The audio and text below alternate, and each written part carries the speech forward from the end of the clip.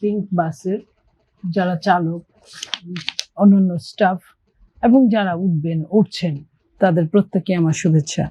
প্রথম বাস হিসেবে এটা একটা আমি বলবো যুগান্তকারী, এই কারণে যে বাংলাদেশের নারীরা অনেক এগিয়ে। আপনি জানেন, শিক্ষা, চাকরি, সমাজের বিভিন্ন কার্যক্রম, ব্যবসা বাণিজ্য সব ক্ষেত্রে তাদেরকে নিজের জায়গা ছেড়ে অনেকখানেই যেতে হয়। তো সেই যেতে হওয়ার কারণে অনেক সময় একাও যেতে হয়।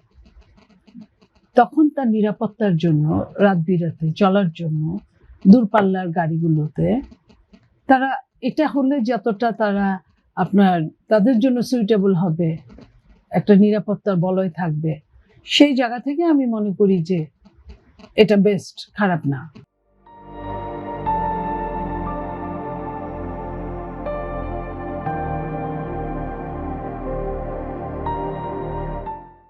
একজন নারী মনে করেন যে কলেজে স্কুলে যাচ্ছে, বালিকা, তার বাসায় ওরকম কেউ নাই যে তাকে স্কুলে দিয়ে আবার আসতে হবে, এইটাই সে তার নিরাপত্তা নিয়ে সে যেতে পারবে।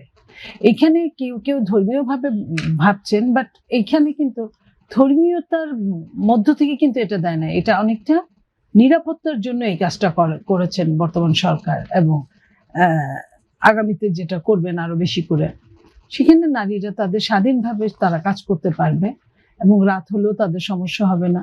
বাসে রাস্তায় কোনো সমস্যা হলে অনেকজন থাকবে, একসাথে সমস্যা হবে না। যেটা বেশ কিছু বছর যাবত আমরা বাসে যে ন্যাক্কারজনক ঘটনাগুলো দেখছি, বাসে যে এক ধরনের হিউমিলিয়েট করা হয় যে নারীদেরকে, সেখান থেকে আমার মনে হয় যে নারীরা রক্ষা পাবে।